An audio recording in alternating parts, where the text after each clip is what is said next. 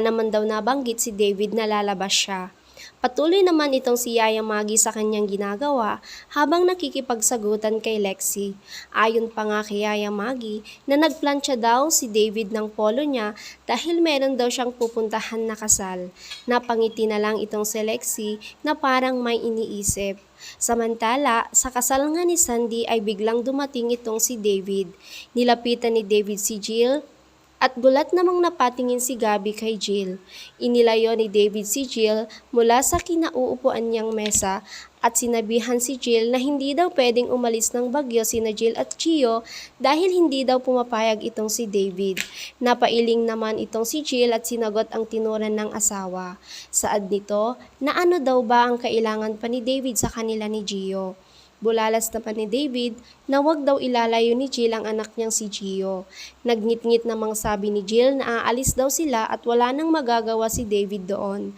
Dagdag pa ni Jill na hindi na daw magiging parte ng buhay nila si David. Sagot naman itong si David na ipaglalaban daw niya si Gio. Pilit namang kinakalas ni Jill ang kamay ni David na nakahawak ng mahigpit sa braso nito.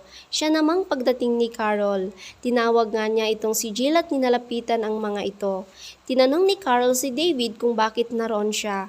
Napatingin naman sa paligid si David at sinabihan niya nito ang mga bagong kasal ng congrats and best wishes. Nang palis na ito ay sinadyang banggahin ni David ang braso ni Carol.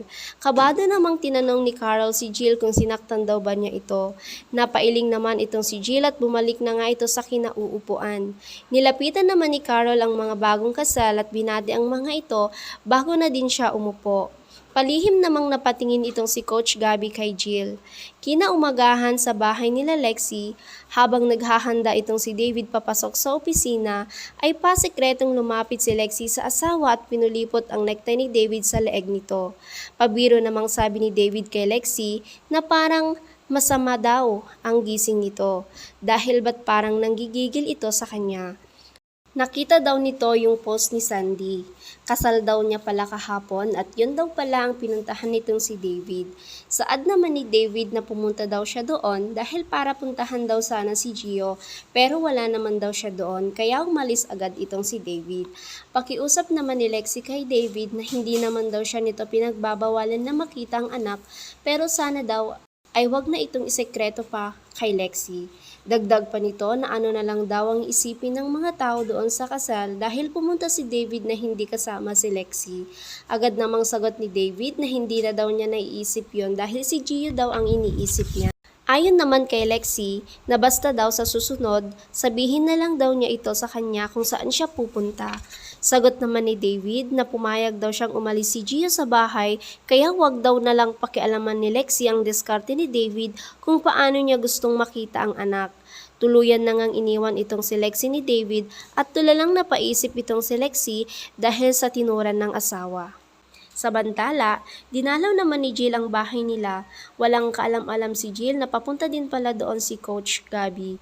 Naupo ang dalawa at masinsinang nagkwentuhan. Tinanong nga nitong si Coach si Jill kung bakit bigla na lang daw nawala ito sa party kagabi. Nag-aalalang tanong pa nito na are you okay? Sagot naman ni Jill na pagod. Sauwa na daw siya at gusto na lang daw niyang mag-move on. Kaya pala handa ka na.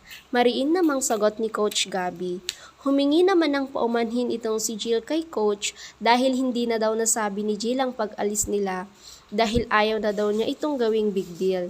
Sagot ni Coach Gabby kay Jill na big deal daw yun sa kanya lalo na at isa siya sa mga taong nag-aalala para sa kanya. Iniba naman ni Jill ang usapan at tinanong si Coach Gabby kung ano pa daw ba ang kailangan nilang pag-usapan. Napabuntong hininga naman itong si Coach Gabby at tinanong si Jill kung si David pa rin ba daw ang laman ng puso niya. Sagot naman ni Jill na pinagsisisihan daw niya yung nangyari sa kanila. Dagdag pa ni Jill na hindi daw niya kailangan pumili at kung may pipiliin man daw siya, yun ay ang anak niya. Sagot naman ni Gabby na pwede naman daw piliin ni Jill ang future ng anak niya at maging masaya at the same time. Piliin mo ako, dagdag pa nito. Ngunit, nagpakatotoo naman itong si Jill at sinabi kay Gabby na sa dami daw ng gulo na pinagdaanan daw nilang mag-ina, si Gabby daw ang nagpapangiti kay Jill kahit papano. Pero, di lang daw kaya muna magpakasaya ni Jill pag nakikita niyang di maayos ang anak. Dagdag pa ni Jill na wag na lang daw sayangin ni Gabby ang oras niya sa kanya at alam daw niya na darating din yung tao na deserving para sa kanya. Ngunit giit naman ni Gabby kay Jill na maghihintay daw siya hanggang makalaya sa mga problema niya. Hinawakan naman ni Jill ang balikat ni Gab at nagngitian ito. Nang paalis na ang dalawa ay palihim palang nagmamasid si David malapit sa bahay ni Jill at nakita nga nito ang masayang paglabas ni Gabby at Jill.